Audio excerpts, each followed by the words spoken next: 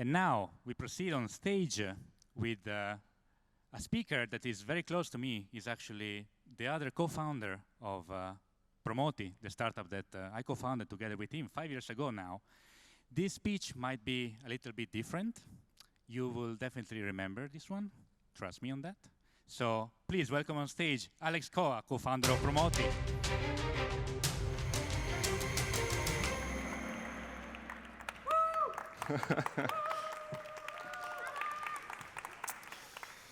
Hi everyone, I'm Alex, I'm the founder of Promoty, but today I'm not going to actually talk about Promoty at all. When I got this opportunity I thought I'll do something different this time, and I'm going to talk about something that's more close to my heart, and it might get philosophical, it might get deep. Here are my 120 slides on intrinsic motivation. You can all have your own slide. And let's jump right into it. The big question, why do anything at all? Why should you care? Well, the simple answer is that you have to survive, right? The basics have to be covered. You have to have water, food, shelter, and in startups, you gotta have revenue, runway, right? If you have 1 week of runway left, other things become a little bit less important. And before you have the basics, you can't ask the bigger why. This is also why I do Promoty. I want to provide people to be able to make money with what they love so they can have the financial freedom to ask those bigger whys. But survival is solved in a big sense. We know how to do it, right? Some places in the world, sadly, still we don't have the basics, food, water, shelter, but in principle, we know how to do it. So now what? What's the point when we have everything comfortably, water, food, shelter, it's all chill and cool? Why do anything?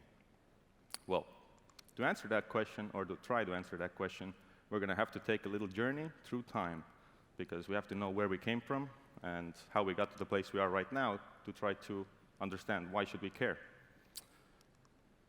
So I'm going to start with a little bit of a provocative question. Do you remember what it was like before you were born? It might have been something like this.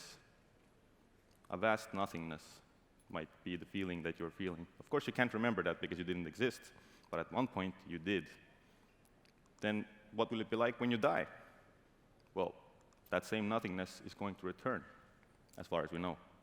Only this time, there will not be a point in time when you will pop into existence again. It's an interesting phenomenon, this life, isn't it? A little flash of consciousness in an ocean of nothing. So where did it all start? Kind of weird to have this kind of thing even. So I'm going to give you the too long didn't read edition of the history of life. Extremely scientifically accurate, of course. And let's rewind 3.7 billion years into some good soup. This is primordial soup. And in that soup, the conditions are perfect. And we poof into existence an RNA molecule. Amazing. Now the RNA molecule does its RNA things, and poof, we got a single-celled organism swimming around and doing that for 3.1 billion years or something. And then scientists finally figured out what happened next. So two of them met one day, and they had an exchange.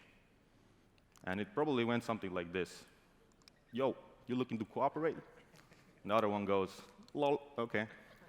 And then cooperation intensified, and boom, we got the Cambrian explosion. Single-cell organisms become multicellular organisms. We have most of the forefathers of our species that pop into existence. Amazing. The trilobite explosion, as Leo likes to say. Right, so another 580 million years pass, and then there was monkey. Many different kinds of monkey, actually. But there was one that was special. This was the Homo erectus, the first one that walked on 2 feet about 2 million years ago, and they discovered something amazing: fire. By rubbing some sticks together or smashing stones together, we don't exactly know. They got a spark, and it fell into some tinder probably, and then they had that flash of light and that warmth there. Must have been a lot of confused Unga Bunga in that cave that night when Groot took those rocks, smashed it together, and whoa, what's this? Yeah? Well, anyway, frontal lobe kept increasing, part of the brain that's for higher cognitive function, and then 200,000 years ago, we arrive at Homo sapiens, the anatomically modern human, us. And we have a special feature. We can't stop pushing further. So what we did, well, we killed anything that we liked that was tasty, and then anything that got in our way. We took control of the land and solved the food problem, right? So now we have enough food to survive, and more than we can eat. This creates cities, finance, language, culture, and for the first time ever, now some people have survival solved, so they can start asking the bigger why. We call them philosophers. Also, stacking those rocks on top of each other is kind of annoying. We're super lazy as a species, so we like to innovate, and then we made trains and other interesting things like the internet and electricity, and eventually also went to space. That was more for fun, but still cool.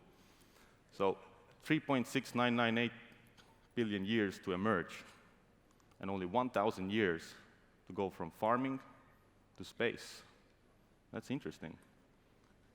Yeah, such a short period of time, and we've done all this. Even 200 years ago, we were still riding horses, right? And when you think about it, the kind of time where we started to accelerate was the time when we started asking the bigger questions. And throughout these times, we have always pondered, what are we really? What is the meaning of life? The big question. And actually, today I'm going to answer it. It's going to be solved, finally. So the rational answer, there is none. There is no meaning. Sorry. Atoms contemplating atoms is what we are. You're no different than the chair you're sitting on, other than you know you exist. You're made of the same stuff, different complexities, but that is truly what you are. We like to take life and separate it from the universe, and it's like some pocket of magic that exists, but it's all the same. There's this great quote from Carl Jung that until you make the unconscious conscious, it will direct your life, and you will call it fate. I call this ascended self-awareness, where you truly understand, not just know that you're a part of everything and just the same matter that exists, but truly understanding that. And that is the first step to true purpose and freedom. Nothing means anything. And if there is no meaning in this philosophy, if we die anyway, might as well reject humanity and return to monkey. Truth is, we never left monkey. We're still in the monkey cycle. We like to eat, sleep, grind and fight, reproduce and repeat. But we made it better, didn't we? We got the monkey cycle plus plus. We eat, sleep, fight, grind, reproduce, and innovate. Why? Because rocks are hard, so we have to move them by train. It's lazy. So we're going to automate things, we do culture, all this fun stuff, and then we have more of the most precious resource. It is time, of course. And what do we do with that time? More monkey cycle, of course. So yeah, what if we want to leave monkey? By understanding that nothingness that I talked about before, you kind of establish your canvas. By truly embracing that nothing matters, you have a white piece of paper now, right? It's like where you have a paper, it has no meaning, you start to paint, and you give it the meaning. So that ultimate meaninglessness is actually ultimate freedom. In order to gain control of your why, just pick a mission of your choosing. That's how easy it is. Because when that point, when you realize that nothing means anything and you get that freedom, then nobody else can say that this is not your meaning. Define your why. And that's how you leave monkey. Innovate for a purpose, not out of laziness to have more time for monkey cycle. And after that choice, you achieved true freedom and purpose, because you've defined it for yourself. Individually, of course. What about as a species? What's mankind's why? It's not chosen. So remember, we push further, we like to do the monkey cycle and everything, and then the world is driven by those who did leave monkey and chose their why. Those people are the ones that make the change. And without choosing, you are fully at their mercy. Just not, you can never, really get out of their mercy, but you can choose that this is the unconscious fact that will either drive your life or not. If you choose your own mission, then you are in control of that. It's of course also great to follow other whys, but that's what we have right now. We have a lot of different whys, and those whys are clashing in the world. We don't have a big umbrella why. Why do we do things? There are pockets of why. And the result? War, trashing the planet. Well, the planet, there's this famous nature narrator called David Attenborough. He said, the planet fucked, fam. And many more problems. But, you know, a little note of optimism, things are statistically getting better. We're very good at making the monkey cycle better in our environment so we can have more time in there. So it's getting better, but are we going to out-innovate all the problems? Hope is not a good strategy. So what are we doing? Our mission right now is to just make the monkey cycle better, right? Finally, we will have AI, and we don't have to do anything, so we can be fully return the monkey, only do the monkey cycle. So as a result, if we do not out-innovate all these problems, this will cause collective slow suicide as a species. And we will also drag other species with us, probably. So we have to choose. What's our mission as mankind? It's funny that all organizations have missions, teams, startups. I mean, some of you maybe have been in teams that don't have a mission, then it's all confusing, and what are we doing? Non-government organizations, even countries and unions have missions. I mean, the mission of Estonia is to preserve the Estonian culture, language, and people. United States stands for freedom and democracy. UN and EU stand for peace, and so on. And all the countries and bigger organizations have their missions, but mankind hasn't chosen yet. But we have to choose.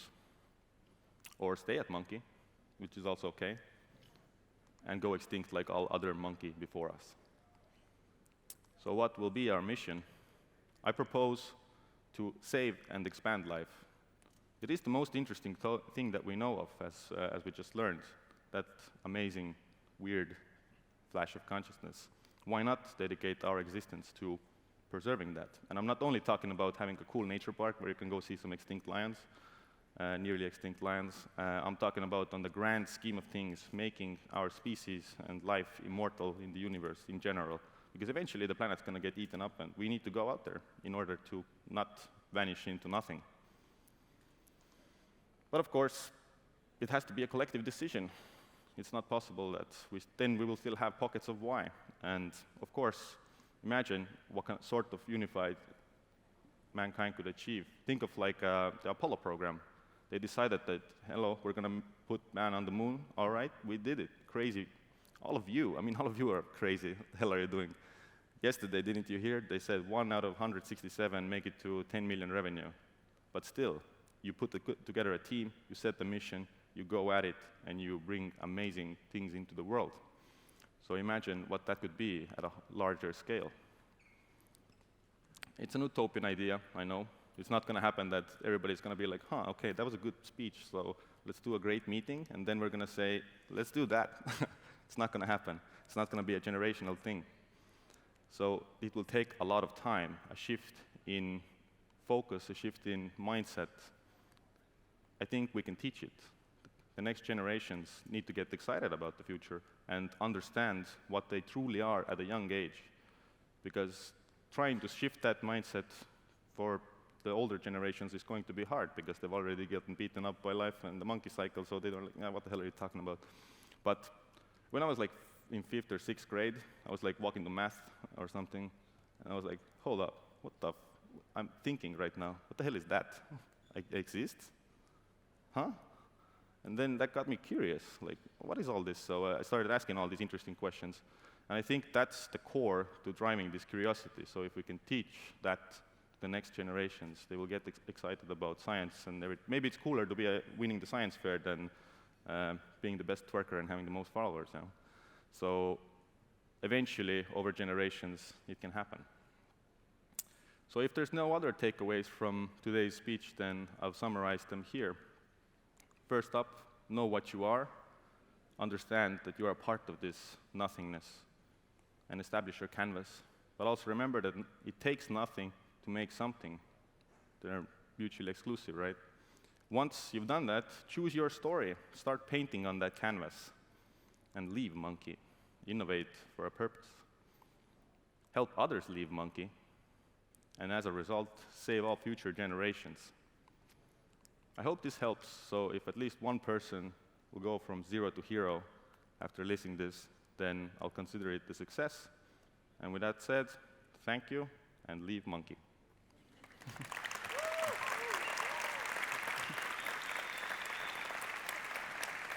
Thank you, Alex. What a talk. We have a couple of questions from the audience. Let's go. First, if nothing means anything, isn't it kind of depressing? It might be in the beginning when you realize it, but I think it shouldn't be, because that freedom should be liberating. I mean, now, if the universe is not going to give you some kind of meaning, you don't have to wait for it anymore, then you're just like, well, I'm going to say this, and if somebody else says no, then you're like, doesn't matter what you say, it's my meaning. So I think it's like, it shouldn't be depressing, it should be empowering. Mm-hmm. Then a question, what is your personal why and how did you find it? My personal why is the same, to basically, I want to help mankind get to the next level. I feel like I was born too early. I want to go and expand the universe. I want to take us to space, and I want to see what's out there. That's my personal why. And I feel like since this hasn't been solved yet, maybe my why is to create something practical that people can get behind and give birth to that why and start that generational shift in thinking. So that's my why. And it came to be when I was young and I had that thought of like, what the fuck? I exist? What is that? And that gave me the like push to start asking these questions. Mm. So any tips on how to find a personal why, or you just have to wait for an inspirational stroke? Yeah, that's a hard question. How to find it. But I think it lies deep down. Like everybody, when you think about it, everybody has something that you like. I mean, if you don't like anything, that's kind of weird. If you like something, I think your why is hidden there, even if it's not something that maybe will pay your bills right away. But dig deeper into that. I've found that a lot of people have found their whys in what they truly love, even though if it's a hobby or whatever. And I think that's the best place. You should enjoy your why. Okay, another question. To your personal opinion, what could we achieve in 1,000 years as a humankind? Damn, that's a good one. I think we can leave this planet, well, not leave, but become a multiplanetary species. I think we'll be able to solve the energy problems. I mean, we're already almost there with fusion and everything. And I think at that time, 1,000 years, if we don't blow ourselves up, of course, then we might reach that species immortality at least, if not individual immortality.